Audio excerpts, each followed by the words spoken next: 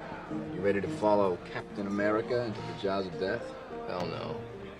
That little guy from Brooklyn, I was too dumb not to run away from a fight. I'm following him. Welcome back to Director's Choice. From brave missions and colorful personalities to immortality and jaw-dropping powers, superheroes are what dreams are made of.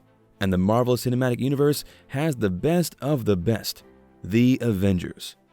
But we know that every super squad must have a squad leader. Introducing the amazing Captain America.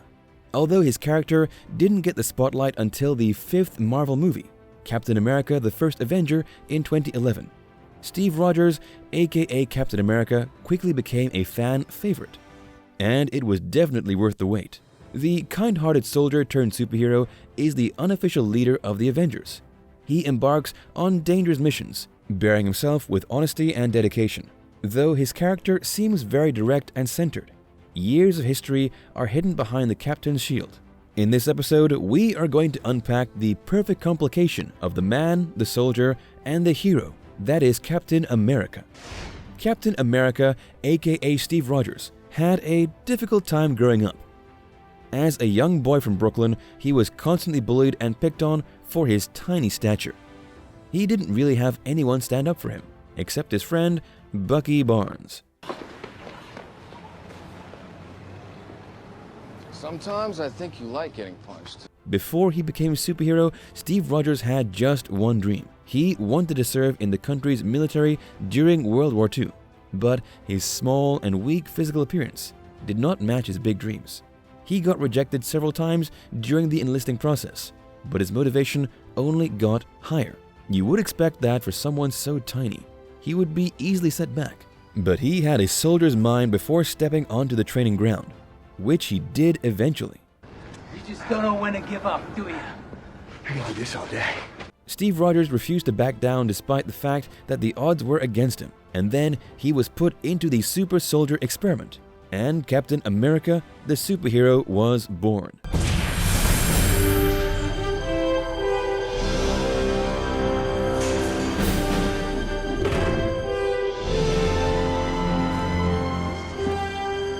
The experiment would turn bad to worse and good to great, so Captain America became something close to perfection. Being the subject of bullying and facing so much rejection early in his life are the main reasons for Captain America's commitment to protecting people. I could do this all day. When he became Captain America, his entire physical appearance changed. Now, a stud with a charming nature has all the makings of an absolute douchebag. But Captain America knows firsthand what it feels like to be subject to a D-bag's meanness. During his earlier tours as the poster boy during the war, he was patriotic and loyal, and he didn't relish in the spotlight. Steve Rogers didn't have an established social circle outside of the army. His default attitude in social settings was chivalrous and awkward.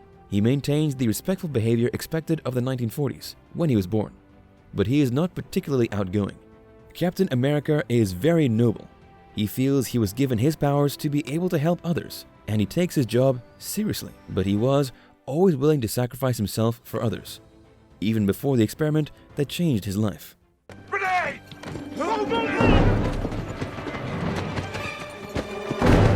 Get away! Get back!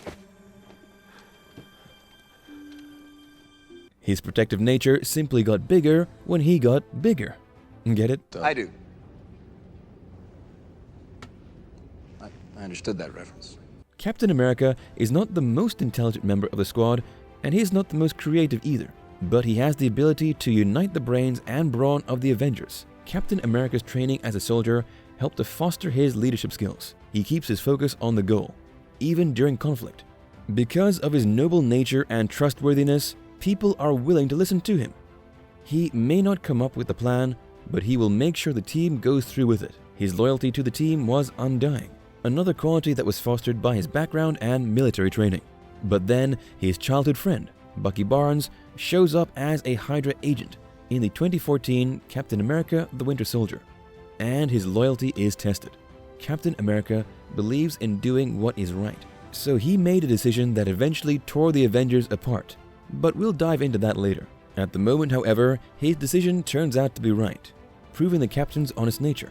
But it isn't until Avengers Infinity War that we truly see the Captain's character at a very desolate point.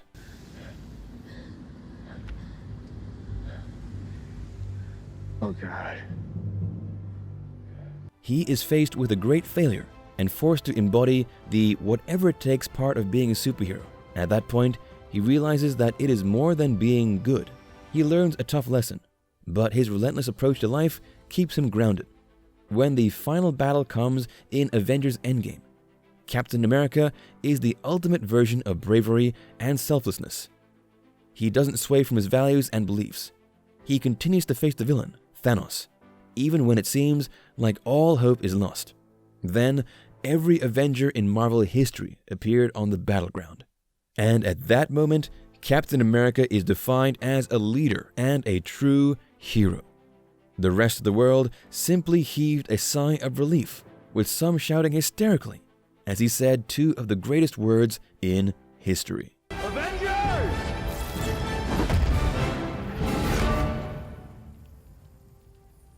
Assemble. For all of his years, however, Captain America has no known vices. But that doesn't matter, because the Captain doesn't need a vice to have some conflict.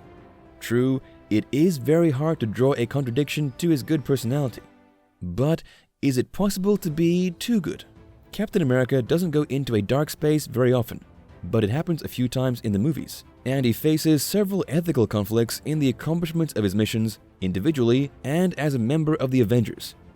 But his biggest conflicts are related to the very same person that stands at the front lines with him, Iron Man, aka Tony Stark.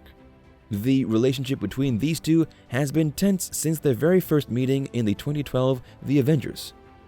When you add the history Tony's father has with the Captain, or rather his shield, this strain is somewhat understandable. Captain America prioritizes discipline and doing what is good, and Tony's ways are not always ethical. The Captain never bends in his beliefs, and, expectedly, they have a few clashes. Always a way out. You know, you may not be a threat, but you better stop pretending to be a hero. Their series-long banter slowly comes to an iconic heated point. Tony's tech gets involved with Hydra's activities in Captain America: The Winter Soldier, and Cap calls out Tony's lack of damage control in his work. His foresight rings true again when Tony's Ultron AI becomes their biggest challenge in Avengers: Age of Ultron. At this point, there is only a thin line of respect between Iron Man and Captain America. This line snaps when Steve Rogers and his reunited friend Bucky face Tony Stark in a battle that had fans pitching camps between the superheroes. Captain America's conflict with Tony Stark shows that the Captain is very rooted in his values, and sometimes those roots run too deep. And if I'm the only one, then so be it. But I'm willing to bet I'm not. He puts the protection of people before his own, and genuinely believes that's the right thing to do. This approach fails him a few times, but he rises every time, ready to take on evil.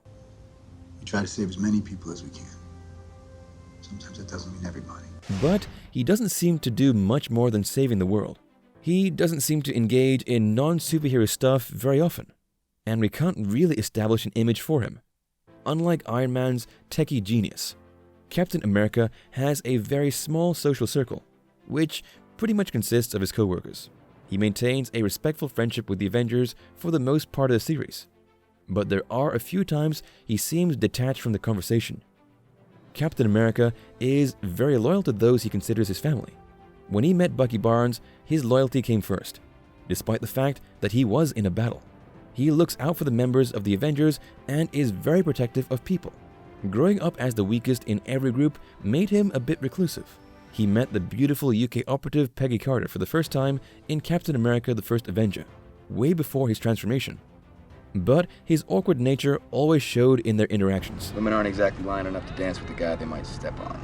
As a soldier, his life was mission-oriented, so he didn't have the necessary experience and opportunity to pursue a relationship. But the love of his life was Peggy Carter, and his love for her was extraordinary before anything about him was. In every movie he appears in, Captain America mentions Peggy with fondness. Although he gets to see her as an older woman, Not living out his love with Peggy is the one regret Captain America has. He stays true to his love for her, but his focus remains on saving the world. Captain America is not one to switch camps. As long as he is convinced that he is doing the right thing, he doesn't change, and neither does his love. Try some of that life Tony was telling me to get. How'd that work out for you? It was beautiful. It may seem impossible to be all good, but then again, it's a superhero we're talking about. Captain America is an assertive defender, but he is also an introvert. He had to rise above the limitations of his physical appearance, but his internal values remain the same. Some of his actions and decisions may cause us to raise an eyebrow, but it only shows that he is human, first and foremost. Captain America's noble and loyal nature, up to the very end, sets a pedestal. To be honest, everyone needs a friend like Steve Rogers in their lives. You can be sure that he'll never leave you behind. And that's why he is Captain America. Take a look at this other recent clip by Director's Choice, and make sure to subscribe and ring the bell to be notified with our latest videos.